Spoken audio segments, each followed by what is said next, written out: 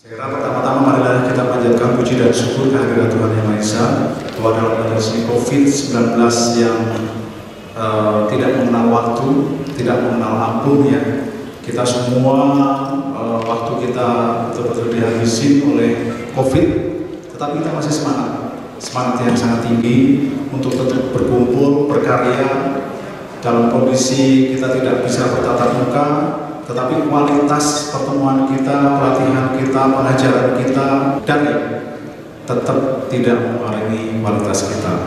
Kami laporkan Pak Dirjen bahwa dalam rangka pelaksanaan setelah kita punya rumah sendiri di vokasi, ada beberapa kegiatan sudah kami lakukan. Ada 3 dikdar, angkatan pertama, 2, dan 3 sudah kami lalui, dan pesertanya kurang lebih 5.000 peserta guru. Kemudian diikuti atau ditindaklanjuti dengan industri berbagi. Targetnya ada 30 episode dan sasarannya tentu saja average-nya per episode itu rata-rata 200 Pak Dirjen. Jadi kalau 30 episode tentu saja sasaran kami ada 6.000 peserta guru-guru kejuruan yang mengikuti industri berbagi. Pengajarnya pure dari industri. Jadi kami hanya mengantar saja. Setelah itu ada industri berbagi langsung dari para pengusaha dari industri. Kami berkirim surat 3 minggu yang lalu yang intinya apabila mereka membutuhkan tenaga kerja, ayo minta kepada BNTI, BPBD, MPBNTI supaya nanti kita siapkan kualitasnya. Silakan tentukan standar yang diminta industri. Sepanjang itu masih bisa kita penuhi, pasti anak-anak yang masih sekolah itu nanti akan magang atau PKL di balai. Kemudian dengan penguatan kepala sekolah, pengawas dan sebagainya, itu nanti pada minggu kedua bulan November ini. Jadi masih banyak kegiatan kita. Oleh sebab itu, saya kira ini sungguh semangat yang luar biasa. Karena dalam kondisi anggaran kita yang sangat terbatas, kemudian kondisi kita juga tidak bisa bertemu, tetapi kami selalu memberikan satu inovasi, satu terobosan, bagaimana kita bisa berkomunikasi langsung dengan para guru, tetapi bukan hanya sekedar bicara, tapi kita berkarya yang goalnya untuk anak-anak kita semua. Saya kira itu laporan singkat dari kami Pak Dirjen. Kami mohon lebih lanjut dari Bapak, dan setelah ini nanti setelah Vikon Bapak dan Ibu Guru akan kembali ke departemen istilahnya untuk membuat praktek mereka masing-masing. Ada industri di sana Pak Dirjen. Nanti setelah Vikon kita sama-sama roadshow Pak di lokasi. Demikian dari kami. Wassalamualaikum warahmatullahi wabarakatuh. Acara selanjutnya adalah penyampaian arahan dari Direktur Jenderal Pendidikan Vokasi. Terima kasih. Assalamualaikum warahmatullahi wabarakatuh. Selamat pagi. Salam sejahtera dan salam hormat untuk Ibu dan Bapak semuanya. Sehat selalu nggih semua Ibu dan Bapak. Pak Pri dan seluruh jajarannya, seluruh stakeholder dan seluruh guru-guru SMK hebat. Tapi yang jelas saya kuliah di D3 Teknik Mesin itu IPK saya itu bukannya 3, sedikit tetapi sedikit, 3. Semester 2 IPK saya nasakom, enggak jelas kok, nasib 1,9. Dan saya benar-benar ibarat menikahi orang mudik, kamu tak nikahi tapi cuma setahun aja deh ya, karena saya maunya sama cewek lain yaitu S1, D3 enggak keren. Apa itu D3? Saya selama D3 itu, oh iya, tahun kedua saya ikut PPTN lagi Pak. Bapak juga? Benar? Langsung D3 terus? Saya enggak Pak, langsung cinta. Wah, Bapak ditakdirkan lebih bahagia dari saya. Iya, D3 terus. Saya juga, maksudnya juga gak gitu. Saya ikut PPTN lagi, gagal lagi. Berarti saya akhirnya muncullah the power of kepepet. gimana ya, gagal lagi. Ya sudah, terpaksa saya cintai itu anak cewek ketiga itu. Ternyata kakak kelas saya itu bisa loh lulus itu kerja di minyak di Arab, di Texas, di Freeport. Enggak jelek-jelek juga ya D3. Akhirnya muncullah the power of love, gairah, passion, dan akhirnya saya nggak mau kalah ya saat ini. Yang penting vokasi harus nomor 1 di Indonesia, menguatkan Indonesia. Itu karena gairah saya itu udah nggak ada, ibarat itu saya nggak ada putusnya kalau sudah tentang vokasi. Nah, langsung aja ke halaman kotak-kotak. Oke, baik, ini slide-nya aja. Slide ini adalah janji kita pada DPR Komisi 10 sampai saking setujunya. Langsung didorong oleh SNK tahun depan itu triliunan oleh DPR. Jangan tepuk tangan, harusnya bismillah. Loh, sebentar, next lulusan yang dikeluhkan industri. Kita itu sudah 5 tahun lebih triliunan untuk biayai SMK. Tapi sebelum DPR melihat slide tadi, saya mau terus terang, DPR itu gregetan. Di akhir tahun 2019, DPR sampai membentuk panja pendidikan vokasi Komisi 10 untuk meneliti kenapa ini pendidikan vokasi nggak beres-beres. Tahu nggak hasilnya apa? Buku kajian ketika saya dilantik Mei, baru 1 bulan dilantik langsung dapat hasil analisa atau hasil dari panja DPR. 99% isinya apa? SMK. Kontributor pengangguran tertinggi di Indonesia. What has been wrong ini? Sudah triliunan tahunan, kok masih jadi pencipta pengangguran 8% sekian. Kalau SMA juga 8%. SMA itu diajarin apa? Menghitung cacing itu. Integral. Kalau dia tuh diikat ya. Ngapalin ruas jantung, ngapalin nama enzim, keren. Apalagi itu hukum Faraday.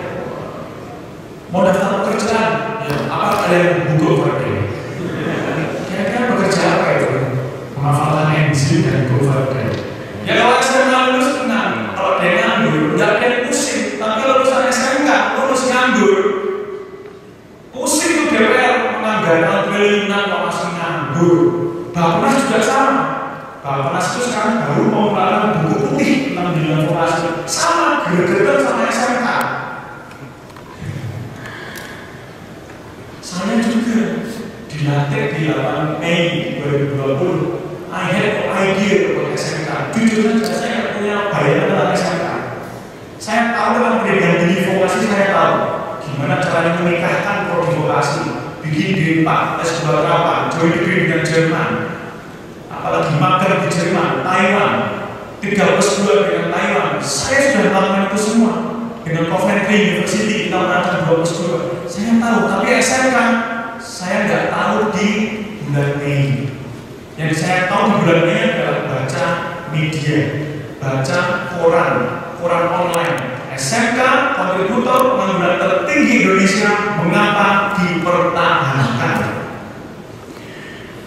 Bapak Ibu terima nggak dari SMK itu dikatakan kontributor pengangguran tertinggi di Indonesia? Ya. Tidak pun. Ya. Yang tidak katakan. Semua katakan. Oke. Mohon maaf Pak, meskipun Bapak katakan tinggi sampai berdiri gini-gini, saya tidak percaya kalau Bapak Ibu nggak terima. Setelah saya dilantik sebulan, setelah dilantik, saya langsung jalan-jalan ke ratusan SMK, terutama di Jawa, ketemu dengan ribuan kepala sekolah, ribuan guru SMK. Saya juga tahu BMW-nya SMK itu bahkan sebelum COVID di atas 93%. Keren toh? Saya sampai kaget itu. Tepuk jidat saya. 93% BMW bekerja melanjutkan atau wirausaha. Loh kok keren ya? Nah terus kok bisa itu media menulis kontributor pengangguran tertinggi Indonesia? Karena dari survei BPS. Saya juga belum yakin bagaimana survei BPS itu kok bisa menempatkan SMK paling atas. Tapi yang jelas saya nggak mau bikin survei tandingan daripada Indonesia gaduh. Tapi saya kembali ke pernyataan tadi. Bapak angkat tangan semua kan Ibu? Saya nggak percaya. Sekarang apa buktinya kalau Ibu tidak terima? Karena lulusannya terserap industri. Saya percaya, tapi wartawan nggak percaya tuh. Loh, Bapak misalnya, Bapak juga nggak terima kan? Kok buktinya apa nggak terima? Banyak wirausaha, kok nggak ada wartawan tahu ya? Berarti nggak terliput. Nah, Bapak tidak mengusahakan terliput. Kenapa Bapak tidak mengusahakan terliput? Nah itu Bapak Ibu. Bapak Ibu tuh dijelekin diem saja. Punya data serapan tinggi wirausaha, cuma disimpan di kantong. Siapa yang tahu? Nunggu saya kunjungi, ini Pak buktinya. Enggak penting, bilang sama wartawan gitu loh. Nggak ada yang bilang gitu kan. Dan ini yang dibutuhkan tadi bukan Mika Saparito masuk D3, tapi Mika Saparito gagal pada kedua kalinya itu dibutuhkan. Karena dengan gairah, udah deh, anak-anak akan tampil hadir di kelas yang paling terbaik mereka. Bapak Ibu yang harus sadar bahwa kita tidak bisa punya reputasi kalau cuma punya prestasi. Harus dikalikan dengan komunikasi. Jadi reputasi sama dengan prestasi dikalikan komunikasi. Sampai DPR gergetan kalau nggak pakai halaman tadi yang biru-biru tadi Mas ini. Kalau sampai nggak pakai yang ini, lulusan kayak apa? Lulusan next Mas ini yang paling penting ini, start from the end. Lulusan yang gambar orang lulus next. Nah ini lulusan yang kita janjikan sama DPR itu kayak gini nih. Kognitif oke, hasil oke, tapi soft skill lebih oke. Komunikasi, leadership, problem solving, kemampuan presentasi, kemampuan bahasa Inggris, critical thinking, kreativitas, kemampuan menerima perbedaan, itu yang penting daripada sekedar hard skill. Itu kita janjikan, tapi yang paling penting adalah integritas, kejujuran, dan karakter. Jujur. Nah sekarang kita lihat Mas Denny untuk yang keluhan industri. Ini perguruan tinggi, tapi SMK juga sama. Ini yang dikeluhkan oleh dunia kerja, keluhan pengguna tenaga kerja. Satu, kurang tahan menghadapi tekanan dalam dunia kerja. Dua, kurang dapat bekerja sama dalam sebuah tim. Tiga, kurang dapat berkomunikasi lisan maupun tulisan dengan baik. Empat, kurang inisiatif dan mudah bosan. Next slide. Mana yang komplain hard skill? Enggak ada, semua soft skill yang dikomplain. Loh berarti hasil nggak penting Pak. Terus gimana Pak? Kalau nanti SMK teknik mesin, welding engineer, kemampuannya apa? Komunikasi. Masuk akal ya, harus itu tetap penting. Tapi yang membuat dia menjadi pembelajar mandiri sepanjang hayat. Belajar mandiri itu gairah dan soft skill. Nah sekarang kalau sudah seperti ini, sudah jelas industri butuh ini kok kita masih ngajarin hard skill, hard skill, hard skill. Nah kembali ke kotak biru. Kalau punya mepet dari ini semua, ini kan start from the end, lulusan kayak apa, kurikulum yang adaptif, project based learning, riset terapan menghasilkan output produk nyata, bukan hanya paper. Teaching factory, ini kewirausahaan. keberhasilan dari diksi, kami nggak butuh laporan. Sudah Pak, ada 20 PT, 15 CV berdiri. So what gitu. Laporannya adalah ini Pak, ada sekian PT, sekian CV dengan omset $1 juta setahun. Nah itu Pak. Buat apa kita juara administrasi? Buat apa prodi akreditasinya A, tetapi lulusannya dikeluhkan oleh dunia kerja? Buat apa kita juara administrasi, mendewa-dewakan administrasi? Sampai saya bikin kebijakan untuk pendidikan tinggi, riset vokasi, kalau cuma ngasilin paper, Scopus, jadi profesor, Indonesia menangis. Buat apa? Oh, anu Pak, nanti kalau prodi kami banyak profesornya, nanti akreditasinya A. So what gitu loh. Kalau industri masih komplit kayak gitu, buat apa? Jadi nanti akreditasi itu bikin simpel saja. Yang mengakreditasi prodi itu bukan Kemendikbud, tetapi industri. Udah. Coba riset terapan. Riset hanya pengen bikin paper. Saya nggak bilang paper salah loh ya, tapi ketika riset vokasi nggak menghasilkan produk, itu yang salah. Huawei punya siapa Pak? Cina kan? Kita impor Huawei. Samsung, Korea, HP-nya apa itu? Samsung semua kan?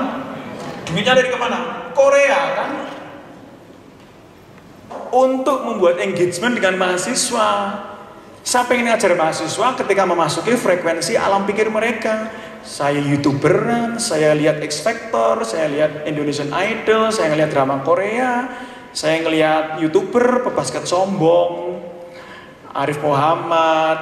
Itu untuk membuat engagement dengan mahasiswa. Ketika saya memasuki alam pikir mereka, saya masuki konten pendidikan, mereka lebih terbuka. Bagi saya sebagai YouTuber, materi konten saya kan materi pembelajaran tentang vokasi. Nah, saya mengajak guru-guru SMK itu ya punya konsep milenial entry point dengan siswa. Jangan beranggapan ngajar di kelas itu sudah cukup. Apalagi kalau nggak pakai gairah loh anak-anak itu hadir ke kelas, baik luring maupun daring. Dia hanya fisik saja hadir, tapi hati dan jiwanya ada di mabar, usreng. Nah itu berat. Kita harus masuk ke frekuensi mereka. Maka please deh, Instagraman, YouTuberan itu dilakukan oleh guru-guru masa kini. Itu cara yang paling pas masuk ke frekuensi mereka. Meskipun nggak dihitung sebagai ketuntasan. Dari ini semua, kenapa kita berinvestasi sampai ratusan miliar untuk training guru dan kepala sekolah? Kenapa? Karena ini semua omong kosong kalau kotak 1, 2 ini atau 3 ini tidak terwujud. Mau bilang apa? Kurikulum adaptif, agile, fleksibel, super adaptif, super agile, super fleksibel. Mau tambahin apa lagi? Pembelajaran berbasis project, project based learning, case based learning, problem based learning. Mau bikin istilah apa lagi? Tambah aja di sini. Riset terapan menghasilkan output produk nyata, didirikan ke masyarakat. Kewirausahaan, ngajarin berenang, tapi tidak bisa berenang. Ini sadar nggak loh ini? Ngajarin renang nggak bisa renang, itu gimana itu? Pelatih dari luar masukin kan? Lo nggak pernah bisnis ngajarin bisnis, teori itu. Kewirausahaan yang tangguh, BLUD, RPL, humasnya keren, karir senternya maju, BKK-nya maju, magang minimal 1 semester, LSP, pengajar tamu 20%, bla bla bla bla, branding yang kuat. Semua itu mentah kalau jatuh ke tangan kepala sekolah dan guru yang mindsetnya takut membuat perubahan. Kebanyakan mikir gak jalan-jalan. Mendingan mikirnya itu sebentar saja tapi langsung action. Nah kalau salah gimana Pak? Gak apa-apa, mendingan berangkat tapi salah daripada kelamaan mikir nggak berangkat-berangkat selama hidupnya. Makanya kebijakan kami pendidikan vokasi dari Mas Menteri, oh ya ada salam dari Mas Menteri ya, direkam kan? Saya sudah sampaikan salam hangat dari Mas Menteri untuk seluruh sivitas vokasi Indonesia.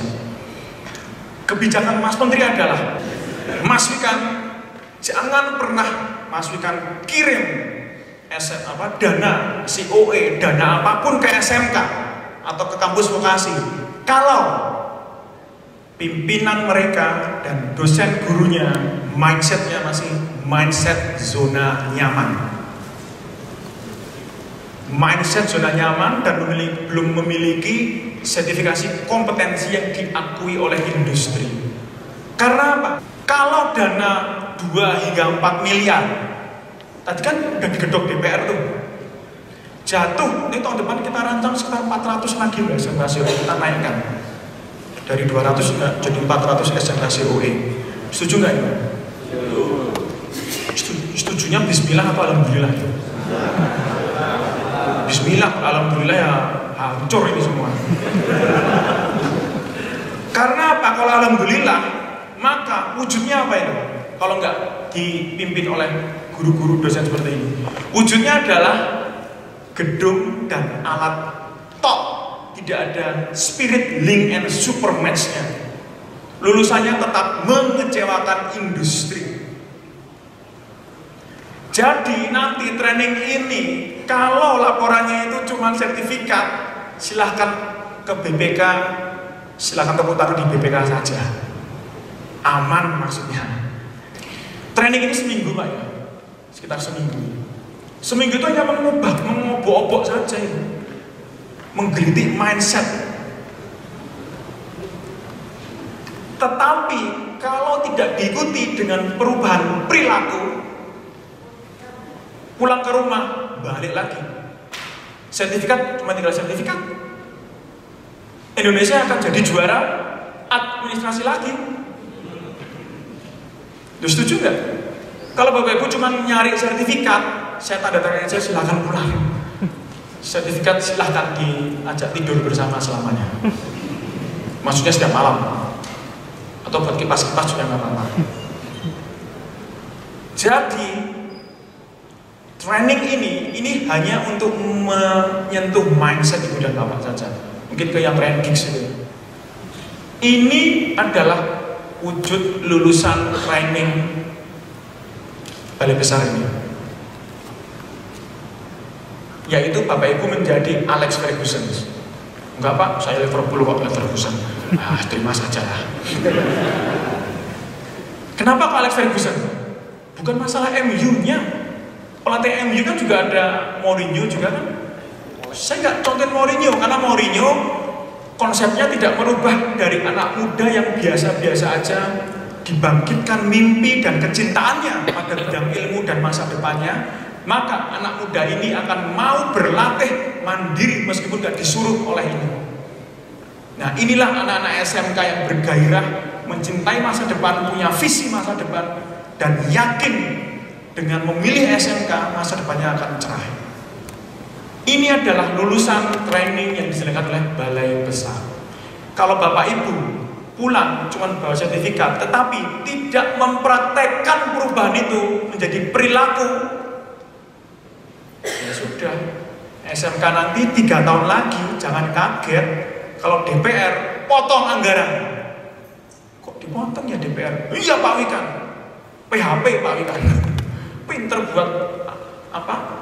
PowerPoint, tapi lulusannya makin di komplain industri. Udah deh, mendingan Dikti saja yang diandalkan Indonesia, gak usah SMK. Nah, ini rumusnya ya, ini adalah rumus dari Mas Menteri. Mau duitnya berapa miliar kita kasih ke SMK, bikin roadmap yang keren, peralatan keren, ini cuma berfungsi 20% pada faktor sukses. 80% lebih pada SDM dan mindset-nya. Satu mindset, lebih tinggi lagi apa? Perilaku atau perubahan perilaku. Nomor tiga apa? Kalau sudah mindsetnya berubah, perilakunya berubah, kemudian fase berikutnya adalah menjadi belief. value. Ya kayak orang Islam itu. Orang Islam itu ya sholat 5 kali sehari, udah. Gak usah komplain, gak usah minta hibah. Mau sholat minta hibah. Gak ada ceritanya SMK mau maju, kami mau maju Pak, asal dikasih hibah. Bukan itu. Tapi ketika ibu dan bapak memang tahu mau maju kemana dan tahu bagaimana melompat ke depan, jangan khawatir, hibah itu pasti akan datang dengan sendirinya. Dan wujudnya adalah gedung, alat, dan lulusan yang BMW-nya super semua. Jadi link and super match. Baik, kita kembali ke kotak biru Mas. Jadi nanti SMK itu ada 2 macam, SMK 3 tahun sama SMK di 2 fast track ini kebalik ya. SMK di 2 fast track. SMK-nya sama ini ya. Ini 3 tahun bekerja. Ini mau lulus 3 tahun boleh. Mau lanjut ke perguruan tinggi atau D2 juga boleh. Tapi ini harus pernikahan segitiga. SMK, industri, dan kampus vokasi. 2 nggak bisa jalan. Kalau ini kan pernikahan SMK dan industri. Kalau ini SMK, industri, dan kampus vokasi atau politeknik. Jadi nanti 3 semester di politeknik, 2 semester itu 2 sistem magang di industri. Jadi kuliah di politeknik itu cuma 1 semester, lulus dapat D2. Dari sini mau kerja bisa, mau lanjut ke D4 langsung dari semester 5. Cukup buatan saja menyelesaikan S1 terapan. Mau lanjut ke Jerman, fast track, S2 terapan juga bisa atau S3 terapan. Dan di sini ada Merdeka Belajar juga. Nah inilah konsep Merdeka Belajar yang kita rancang untuk vokasi. Ini salah satu terobosan kita. Ini yang menentang juga banyak Pak. Tapi ya kita harus bikin terobosan, bikin produk baru. SMK sudah ada ya. Yang ini kita bikin yang baru dan kita akan pilotingnya nanti di tanggal 13 November. Ada 20 politeknik yang mau piloting. Salah satunya Politeknik Negeri Madiun, Inka Madiun, dan 3 SMK di Madiun. Nah, guru-guru yang lulus dari training ini besok kembangkan program-program yang lain. Contoh yang nggak baik sih sebenarnya. Itu contohnya nggak baik. Posisinya nggak pas. Saya juga kayaknya nggak pas. Tapi gimana ya? Ini anak SMP kan di sini ya, anak SMP. Mau masuk SMK, cek, lulus SMP kerja bisa lanjut ke S2, salah, ke S1 terapan bisa. Kalau mau masuk sini 3 tahun lulus bisa. Sejak awal diajar oleh SMK, kampus vokasi, politeknik sudah ikut ngajar dari yang ke-1. Industri sudah ikut ngajar dari yang ke-1, lulus. Kalau mau lanjut ke D2 juga bisa. Lanjut ke S1 juga bisa, lanjut ke S1 bisa, lanjut ke S2 bisa. Sehingga nanti tidak ada alasan anak tidak mau masuk SMK karena nggak bisa lanjut kuliah. Tapi tetap BMW itu B-nya paling gede. Kalau semuanya M sama B, nanti kita juga bingung. Nggak ada yang bekerja, lulusan SMK juga bingung. Ya. Ini yang bisa saya sampaikan kepada Balai Besar. 7 balai besar itu adalah engine andalan kami. Hanya 2 fungsinya balai besar. Meskipun ada tulisan jaminan mutu Pak, gak usah ikut-ikutan akreditasi Pak, buang-buang waktu. Fungsi balai besar itu 2, yaitu men-training guru, kepala sekolah, dosen, semuanya. Training pokoknya. Training itu bisa training mindset leadership, bisa training kompetensi produktif. Yang kedua apa? Belang. Fungsinya 2 itu aja. Jadi kalau sudah di training, ya dinikahkan sama industri dong. Contohnya apa? Contohnya, ini contoh program Balai Besar yang saya inginkan terjadi adalah Bapak Ibu diajarin oleh Balai Besar. Kan punya mesin-mesin hebat itu di sini. Diajarin untuk ngajarin anak SMK. Kalau misalkan CNC ada di sini, misalnya CNC atau mungkin pengecoran di sini ada pengecoran di sini. CNC misalkan. Anak diajarin CNC itu jangan cuma diajarin G-code, setting 000. Kalau udah jadi, tepuk tangan. Anak diajarin CNC, jikut iya, tetapi yang paling penting nomor 2, diajarin kritis. Jadi guru itu nanti bukannya diajarin main bola, tapi diajarin menjadi Alex Ferguson. Guru nanti diajarkan untuk ngajarin anak itu jagoan CNC-nya jelas. Yang kedua, bisa nyari proyek dari Astagfirullah. Bisa ngitung. Nah inilah literasi matematika, literasi komunikasi, numerasinya SMK itu, anak itu nanti disadarkan. Maka SMK akan menjadi inkubator startup mirip Silicon Valley. Bayangkan SMK se-Indonesia bergerak menjadi the next Silicon Valley of Indonesia.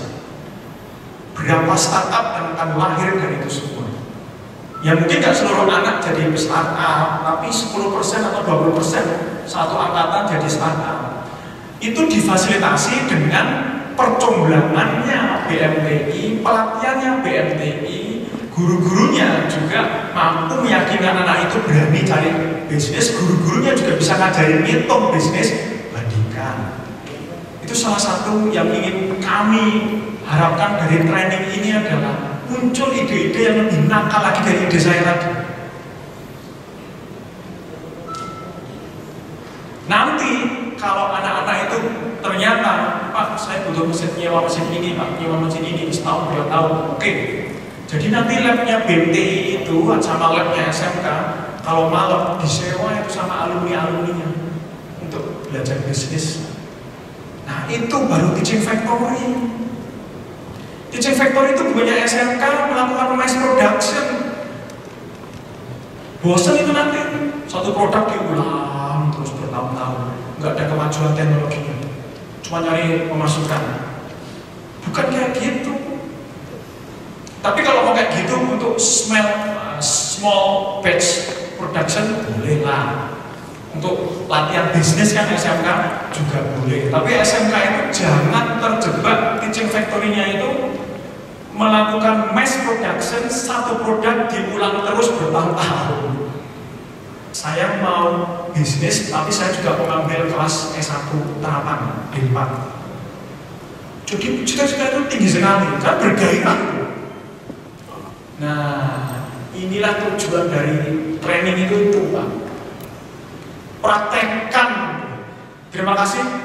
Cincin belian itu kasih, cukup sekian, terima kasih.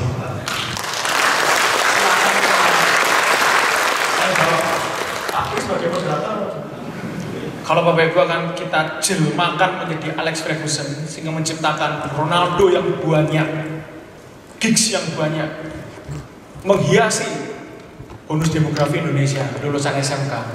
Yang paling berat memang pola pikir atau mindset, termasuk kepala sekolah. Kepala sekolah juga sedang kita training, jangan salah.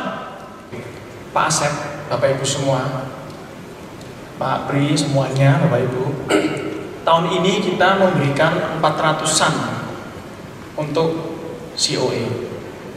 Dari 400-an itu, sekitar ada 8 BIMTEK, bimbingan teknis, ya kan? Siapa trainernya? Saya turun sebagai trainer di seluruh BIMTEK itu, dan gak ada ceritanya. Dirjen mau jadi trainer itu gak ada ceritanya.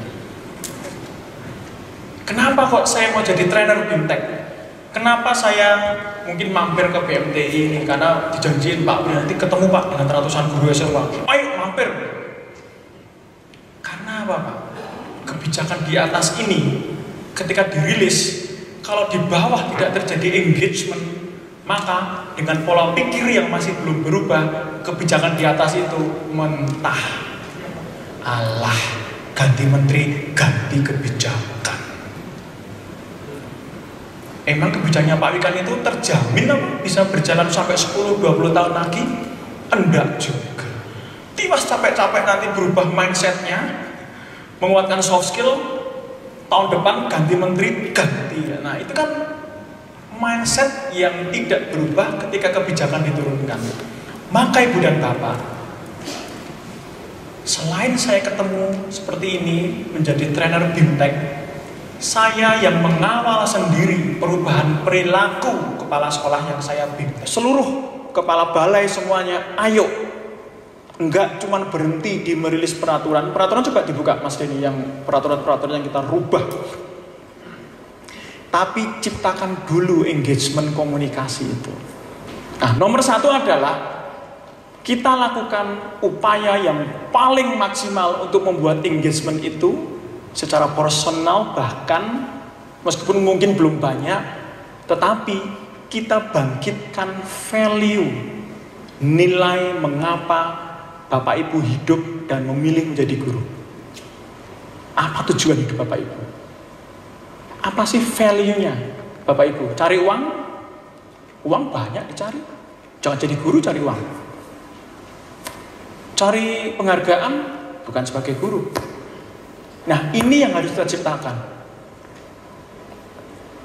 Value, belief, nggak cuma mindset, perubahan perilaku sampai ke belief. Nah, itu yang nomor satu, Pak. Caranya gimana? Berat, Pak. Udah berat. Kita training, kita WA-WA-an dan sebagainya. Nomor dua ini. Nomor dua ini. Peraturan kita rubah, akreditasi kita rubah, magang kita rubah, kurikulum kita rubah menjadi lebih fleksibel. Tunggu saja, Pak. Kurikulum SMK lebih fleksibel dan nanti akan ada sekitar 6 jam per minggu. Maaf, ini bocoran, jangan dibocorin. Terserah Bapak Ibu mau ngisi apa. Yang penting link and super match. Mau datangin expert rutin silahkan ke SMK. Mau bikin project based learning silahkan. Oh iya, nanti project based learning di semester 3, 4, 5 ada. Plus magang minimal 1 semester. Boleh 2, boleh 3. Terserah. Tapi Bapak Ibu, kurikulum baru nanti ini semua akan muncul, peraturan ini sampai kopior di kepala saya bikin peraturan ini. Kalau jatuh ke tangan Bapak Ibu yang mindsetnya masih mindset zona nyaman, takut berubah, ini mentah juga. Nah mungkin itu Pak jawaban saya Pak Asep. Emosional kalau cerita tentang kecintaan saya pada SMK. Jadi mohon maaf kalau ada yang berkenan, mohon Bapak Ibu menjadi guru-guru penggerak untuk Indonesia dan menciptakan Ronaldo dan Giggs pemimpin Indonesia masa depan. Lulus dari SMK. Saya mau menjadi Assalamualaikum. Silakan teman-teman semua ke balik masing-masing departemen. Nanti kami akan mendampingi Pak Dirjen untuk menengok teman-teman di tempat praktek. Terima kasih.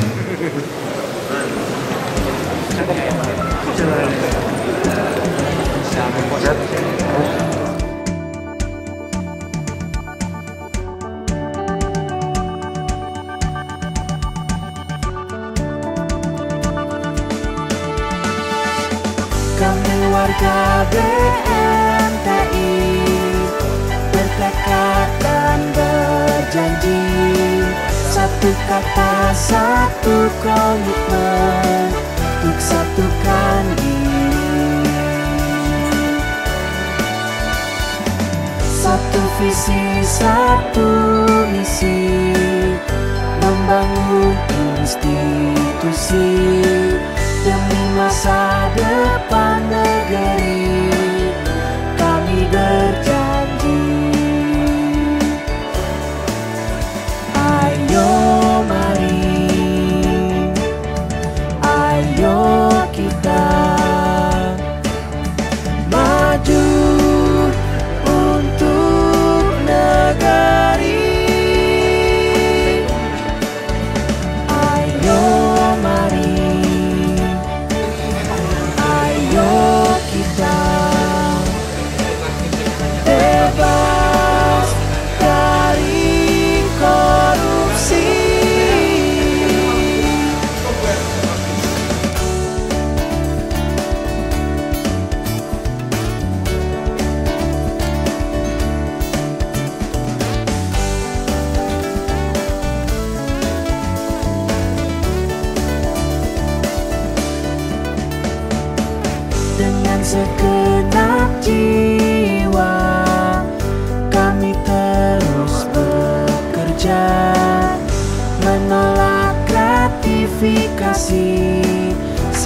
melayani.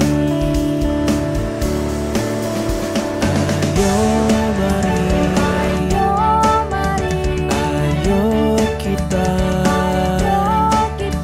maju untuk negari. Ayo mari, ayo kita bebas dari korupsi, mempertahankan merdeka, bebas dari korupsi, menuju wilayah birokrasi, bersih melayani, bersih melayani.